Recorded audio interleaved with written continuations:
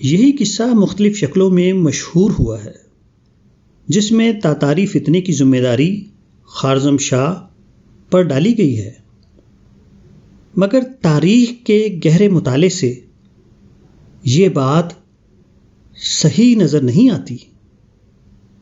حیرت انگیز بات یہ ہے کہ خود مورخ ابن اسیر نے دوسرا موقع پر ایک اور بات لکھی ہے۔ تاتاریوں کی یورش کا اس کے سوا دوسرا سبب بھی بیان کیا گیا ہے، جس کو لکھا نہیں جا سکتا۔ جو ہوا سو ہوا، اب میں اس کو بیان نہیں کروں گا۔ تم اچھا گمان کر لو اور سبب مت پوچھو۔ بحوالہ الکامل، جلد نمبر 9، صفحہ نمبر 331۔ ابن اسیر کے اس بیان سے صاف محسوس ہوتا ہے کہ وہ سیاسی اسباب سے اصل حقیقت کو چھپا رہا ہے، مگر یہ تاریخ کی خوش قسمتی تھی کہ ابن اسیر کی زندگی ہی میں وہ سیاسی رکاوٹ ختم ہو گئی اور بعد کے دفتر میں وہ اس کو درج کرنے کے لیے زندہ رہا۔ تاتاری حملہ 617 ہجری میں ہوا اور خلیفہ ناصر الدین اللہ کا انتقال 622 میں۔ ابن اسیر نے مذکورہ بالا جملے 617 ہجری کے حوادث کے ذیل میں لکھے تھے۔ ناصر الدین اللہ کے انتقال کے بعد جب وہ 622 ہجری کے حوادث کے ذیل میں خلیفہ کے حالات لکھنے بیٹھا تو اس نے اپنی تاریخی کتاب میں حسب ذیل الفاظ ثبت کیے۔ اگر وہ سبب صحیح ہو جو اجمی لوگ ناصر الدین اللہ کی طرف منسوب کرتے ہیں، یعنی وہی تھا جس نے تاتاریوں کو حملے پر اکسایا اور اس سلسلہ میں ان کے پاس پیغام بھیجا، تو وہ ایسی قیامت تھی جس کے آگے ہر بڑا گناہ ہیچ ہے۔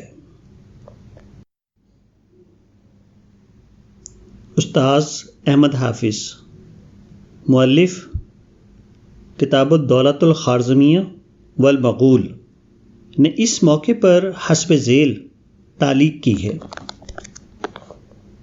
اس کا ظاہر مفہوم یہ ہے کہ ابن اسیر جو کہ مغلوں کے حملے اور خلیفہ ناصر الدین اللہ کے ہم زمانہ ہیں، خلیفہ کی وفات سے پہلے صراحتاً اس کو کہنے کی جرت نہ کر سکے تھے کہ مغلوں کو بلانے والا خود خلیفہ ناصر الدین اللہ تھا۔ اس حقیقت کو انہوں نے خلیفہ کی وفات کے بعد جرت اور وضاحت سے بیان کیا۔ ابن کثیر نے البدایہ و نہایہ میں ابن اسیر کے قول کو نقل کیا ہے اور اس پر کوئی جرح و تعدیل نہیں کی۔ بحوالہ جلد نمبر 13، صفحہ نمبر 107۔ ابو الفدا نے اپنی تاریخ میں اس کی تائید کی ہے اور لکھا ہے، خلیفہ ناصر الدین اللہ کی طرف یہ بات منسوب کی گئی ہے کہ وہی ہے جس نے تاتاریوں کو لکھا اور ان کو حملہ کرنے کے لیے اکسایا تاکہ خوارزم شاہ اس کے مقابلے میں مشغول ہو جائے اور عراق کا قصد نہ کرے۔ بحوالہ جلد نمبر 3، صفحہ نمبر 136۔ اسی طرح مکریزی نے اپنی کتاب السلوک معرفت الدول الملوک میں اس کی تائید کی ہے۔ بحوالہ جلد نمبر 1، صفحہ نمبر 218۔ وہ خلیفہ ناصر الدین اللہ کی وفات کے تذکرے میں لکھتے ہیں، ناصر الدین اللہ کی خلافت کے زمانے میں تاتاریوں نے بلاد اسلامیہ کے مشرقی علاقے میں غارت گیری کی یہاں تک کہ ہمدان تک پہنچ گئے۔ اس کا سبب خود یہی خلیفہ تھا۔ اس نے تاتاریوں کو لکھا کہ وہ بلاد اسلامیہ میں گھس آئیں۔ یہ اس نے سلطان علاء الدین محمد بن خوارزم شاہ کے خوف سے کیا تھا، کیونکہ وہ بغداد پر قبضہ کا ارادہ کر رہا تھا اور چاہتا تھا کہ اس کو اپنا دارالحکومت بنائے۔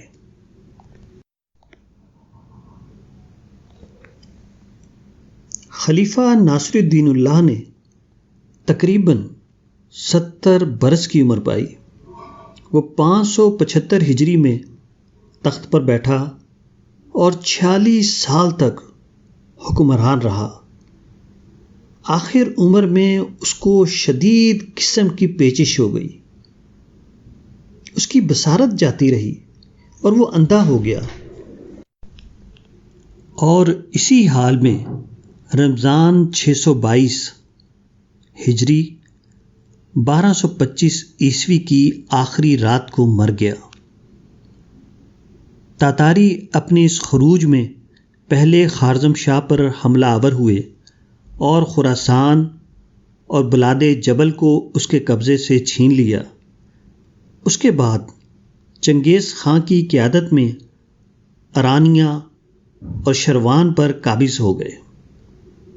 خوارزم شاہ تاتاریوں سے شکست کھا کر طبرستان کے کسی مقام پر چلا گیا اور 21 سالہ حکومت کے بعد 617 ہجری میں فوت ہو گیا۔ تاتاریوں کا ایک گروہ غزنی، سجستان، کرمان وغیرہ کی طرف نکل گیا۔ خوارزم شاہ کو شکست دینے کے بعد تاتاریوں نے اس کے بیٹے جلال الدین بن خوارزم شاہ کو غزنی میں شکست دی۔ چنگیز خان اس کا تعاقب کرتے ہوئے دریائے سندھ تک چلا گیا۔ جلال الدین دریائے سندھ کو عبور کر کے ہندوستان میں داخل ہو گیا۔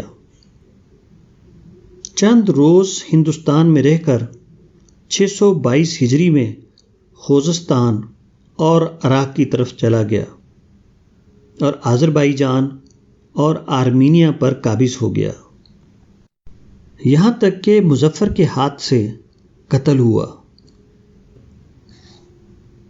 اس کے بعد تاتاریوں کا ٹڈی دل ناصر الدین اللہ کی مملکت کی طرف بڑھا اور سارے عالم اسلام کو قتل و غارت گری کا قبرستان بنا ڈالا۔ ناصر الدین اللہ نے خوارزم شاہ کو نیچا دکھانے کے لیے جو تدبیر کی وہ آج بھی کسی نہ کسی شکل میں جاری ہے۔ پہلی جنگ عظیم کے زمانے میں عربوں نے ترک خلافت کا جوا اپنے سر سے اتار پھینکنے کے لیے انگریزوں کا ساتھ دیا۔ بنگلہ دیش نے پاکستانی غلبے کے خلاف اپنی لڑائی میں ایک خارجی ملک کو بہترین مددگار پایا۔ افغانستان میں سردار داؤد کی حکومت کو ختم کرنے کے لیے وہاں کے لیڈر اشتراکی روس سے مل گئے وغیرہ۔ اس طرح آج بھی اکثر مسلم ممالک کسی نہ کسی تاتاری فتنے کی شکارگاہ بنے ہوئے ہیں، اور ان نئے تاتاریوں کو جو لوگ مسلم ممالک میں داخلے کا راستہ دے رہے ہیں وہ دوبارہ خود مسلمان ہیں جو اپنے حریف مسلمان کو شکست دینے کے لیے اغیار کو ان کے اوپر چڑھا لاتے ہیں۔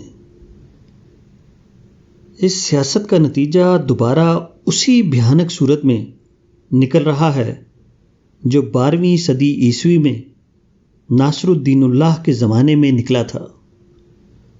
اس قسم کی سیاست میں نہ صرف ملت کے بہترین امکانات برباد ہوتے ہیں بلکہ وہ دونوں فریقوں کے لیے یکساں مہلک ہے۔